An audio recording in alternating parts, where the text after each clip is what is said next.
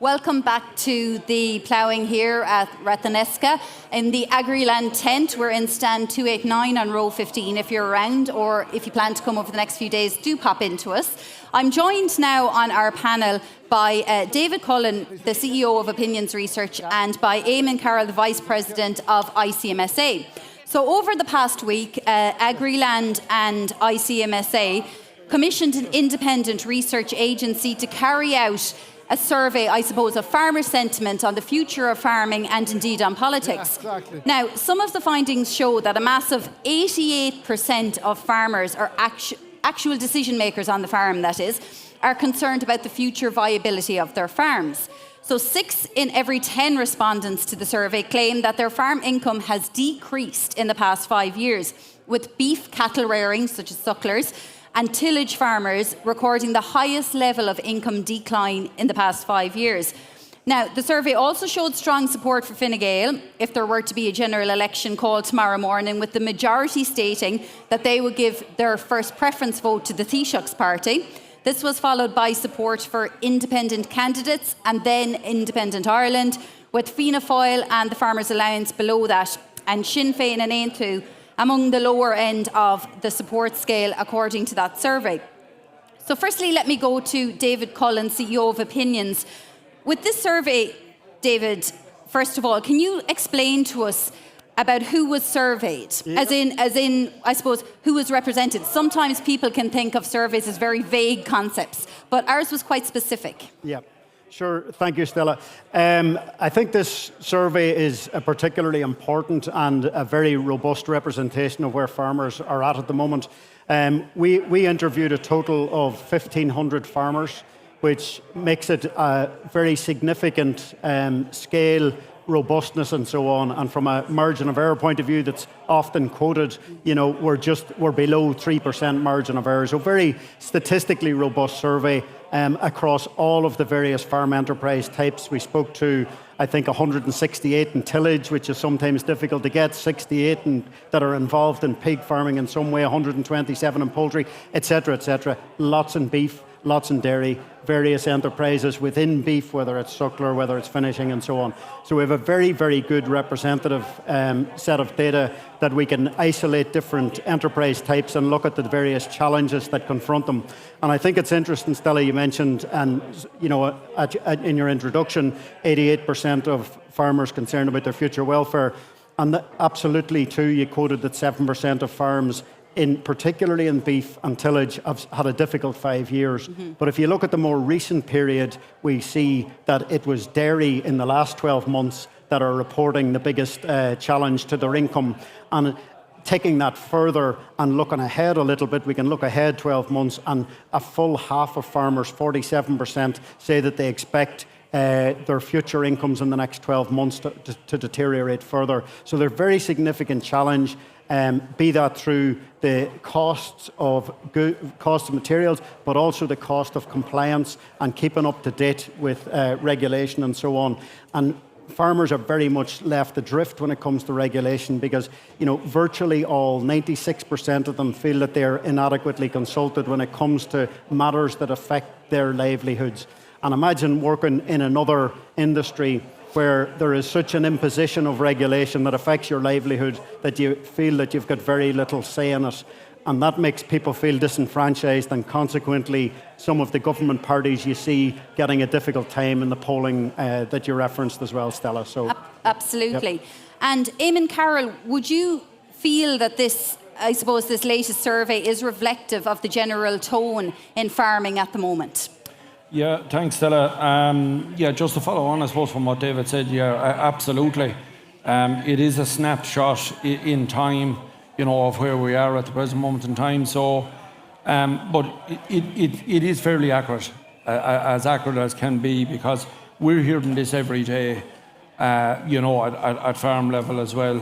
As David has alluded to it, you know, it's the rules and regulations is the biggest, you know, obstacle that we see at the present moment in time, and that is having an effect, you know, everywhere in terms of what farmers do. But the the profitability of the business that we're doing at the present moment in time is seriously challenging, given the amount of regulation that has been put upon us every day.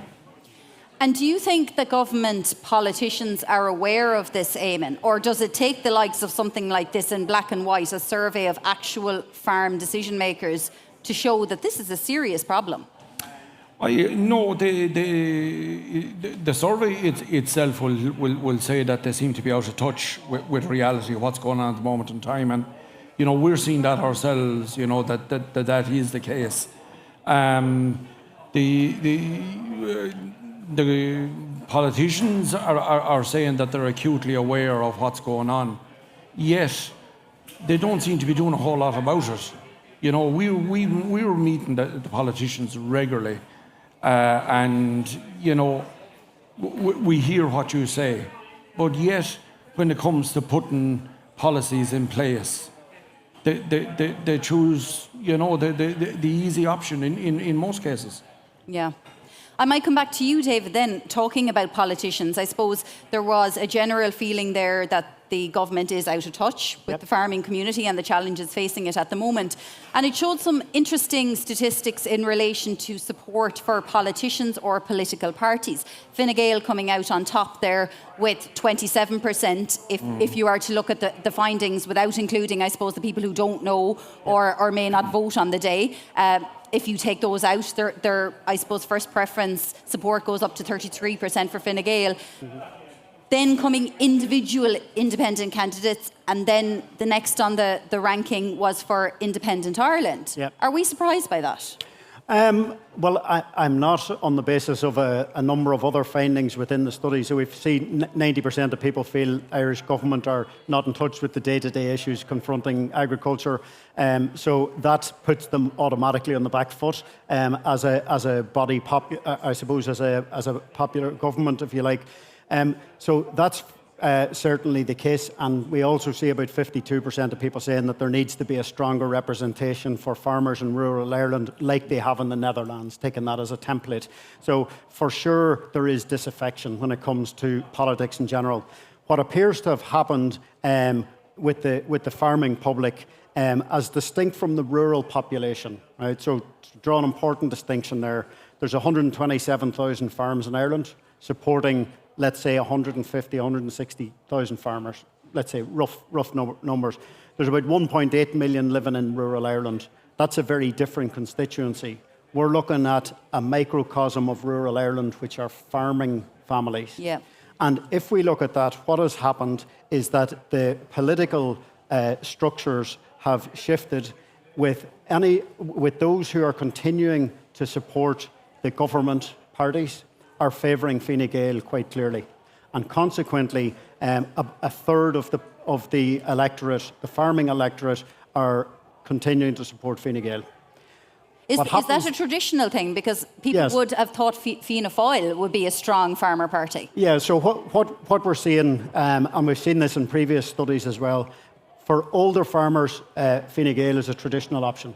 So what we see, for instance, is 42% of those aged 65 plus are saying that they stake their support behind Fine Gael. That is much lower for Fianna Fáil. The challenge for the political parties is actually among those slightly younger farmers, those who are trying to make ends meet, to build a livelihood and to build a life around farming. And they're finding it more challenging. And as a consequence, what they're doing in defecting from the government parties is they're scattering a little. So they're scattering into either the independent option, so my local rural independent individual, or they're going to Independent Ireland as an entity. A large chunk of people, to 13% in total, say that they are going to give their first preference support to Farmers Alliance. And what's really important is that in that sentiment that we're capturing in the moment, we're capturing a mood of the moment, if you like, and it's showing that there is support there for Farmers Alliance in that mood. However, it's unlikely that Farmers Alliance or indeed Independent Ireland will have enough candidates run to actualise this intent or the positivity that there's felt towards them.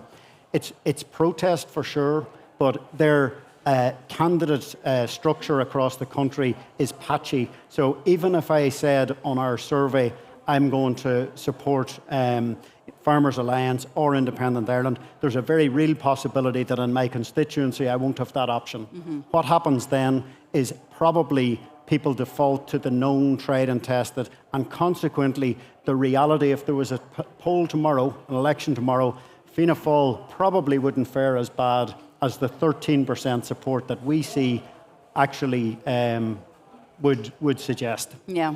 Finally, I'll just go back to Eamon in one final issue from that survey, and that's succession. Over half of farmers had not identified a successor in this country. Eamon, is that going to be a problem? It is going to be a serious problem going forward, and what seems to be the biggest, there's a number of factors, I suppose. You know, the income volatility is one factor.